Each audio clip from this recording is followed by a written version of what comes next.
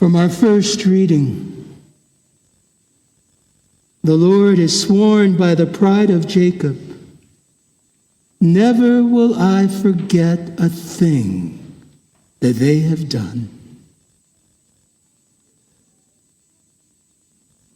I don't know about you, but there's more than a few things that I've done that I sure hope the Lord will forget. Lord, I want you to erase them from your memory, if that's possible. So when God says, never will I forget a thing that they've done, it grabs my ear.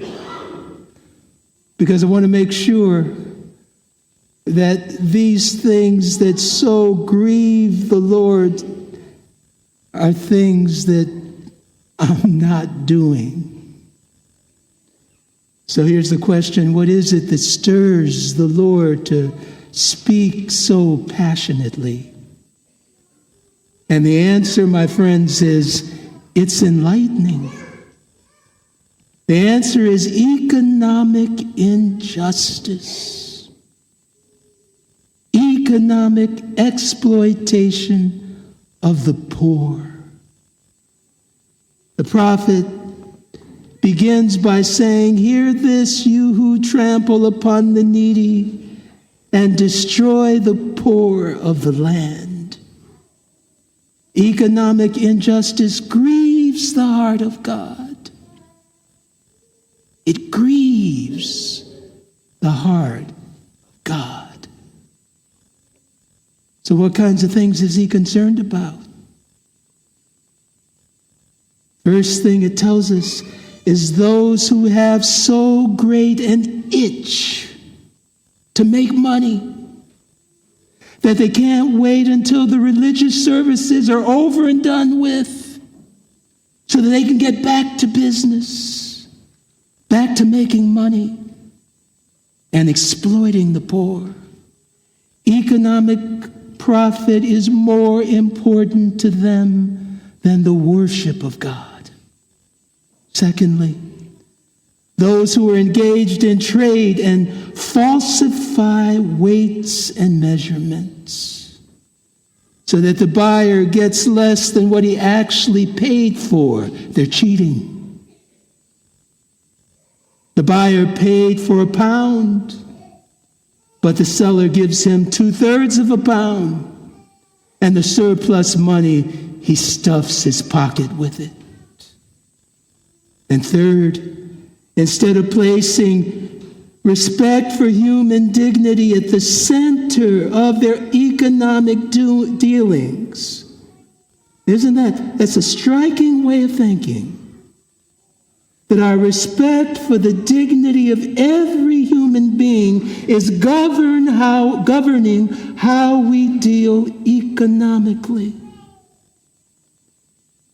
And instead of that, concern for others' dignity is driven out by this drive to amass power, the kind of power that money can buy. And so the prophet talks about buying the little guy, the marginalized ones, for silver, the poor for a pair of sandals, because that's all they're worth in your eyes. And so in the face of this kind of economic activity, it is the poor who suffer the most, the simple people of the world. Folks like this are most vulnerable. And when it happens, it so grieves God.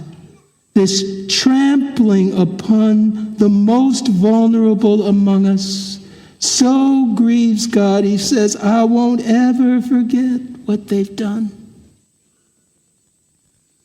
And what's that tell us? Those poor folks, they matter to God. Those who cannot fend for themselves, those who are vulnerable to being preyed upon by the powerful, by financial predators. They matter to God. And he keeps watch over how they're treated. And if they're exploited or taken advantage of, God keeps records. He files it away in his memory. Because a day is coming when the defender of the poor will call the whole world to account for how it treated the little ones of the world, the needy ones in the land. And what a day of reckoning that will be. I have to tell you a story here. I had a man come to the church office as pastor of a parish some years back. He said he was behind on his bills, asking for financial assistance. I asked if he would bring the bills in so that we could review the situation together. He agreed. He asked if he could bring his wife along. I said, yeah. He and his wife arrived the next day, very plainly dressed, clean, but clearly poor, and very, very simple people, minimally educated, unsophisticated folks. They explained that they had moved to our area because the wife had an ailing stepfather, and they had moved up to take care of him. And the stepdad had just died recently. And after his death, they started getting shut-off notices for one of their utility bills. If I recall right, it was the electric bill. And I remember them saying what they were being charged. They said, "No way, Father. We use as much electricity as these bills are saying we do. They're charging us in the hundreds." They thought the company was out to get them. So they came in with a stack of bills in their hand. They gave the bills to me to look over. First thing that I did was to organize the bills by date. The oldest bill first, the most recent bill last, and as I said, there were several of these bills. And as I examined the bills, it became clear to me quite quickly what the problem was. For some months, not a single bill had been paid. And the couple said, "Oh no." They said, "We're sure our ailing stepfather, before he died, was paying the bills regularly. This was a financially responsible man." But I said, well, the bills are showing a different story. And so I decided to take them through the bills one by one. So let's say the first bill, the charge was for $25. The next bill comes. The $25 charge from the previous month is transferred, right, to the new bill. Payment received, 0. New charges, whatever they were. Total. We examined one bill after another, each telling the same story. Fresh charges, no payment received, new charges for the new month, and at a certain point, along with penalties for unpaid bills. The problem was straightforward. It was cumulative debt.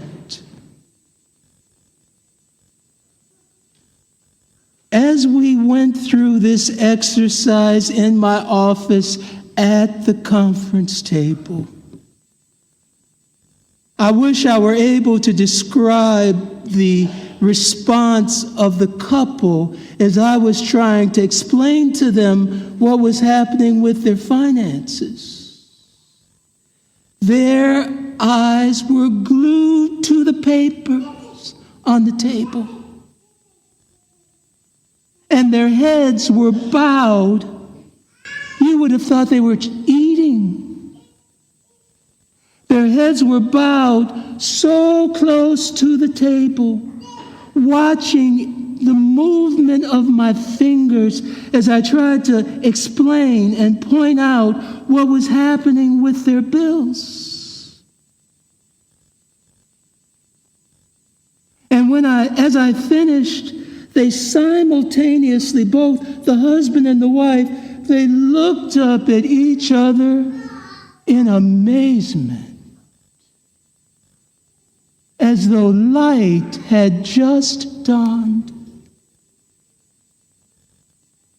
And then they turned from looking at each other, and they turned to look at me. And the wife says, "Father, we didn't know how to read all this stuff." At which point, tears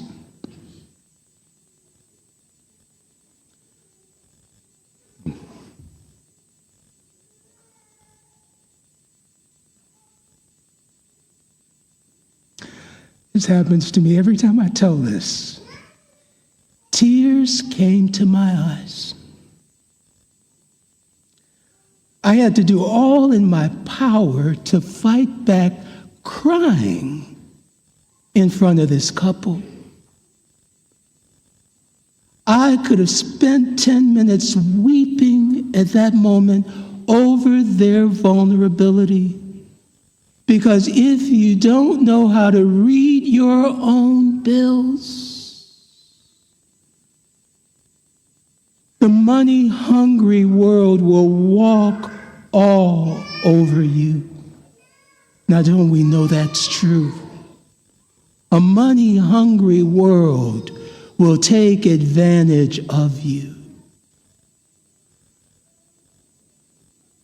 These are the people that the Lord is concerned about when he speaks through the prophet Amos. But something more came back to me in reflecting upon that afternoon in the office. It's a story a Christian teacher had told. He said he had a vision one day in prayer. And in his vision, he saw himself at the pulpit, like I'm standing at the pulpit now, the ambo. And he was preaching and teaching. And he says, in this vision, he suddenly became aware that eyes were on him. You know how that goes? You can kind of tell that somebody's looking. And he says that when he turned to look, he saw Jesus, watching him, listening to him as he preached. And in the vision, the eyes of Jesus Christ were fixated on his mouth, as though Jesus was listening to every word, weighing, evaluating, judging everything this teacher said in order to determine if he was being true and faithful to the gospel.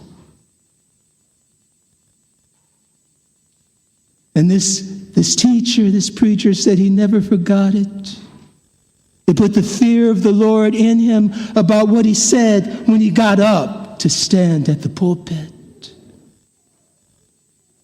And what the Lord is saying through the prophet Amos is that in all the world's dealings with the poor, the vulnerable ones, the little people of the world.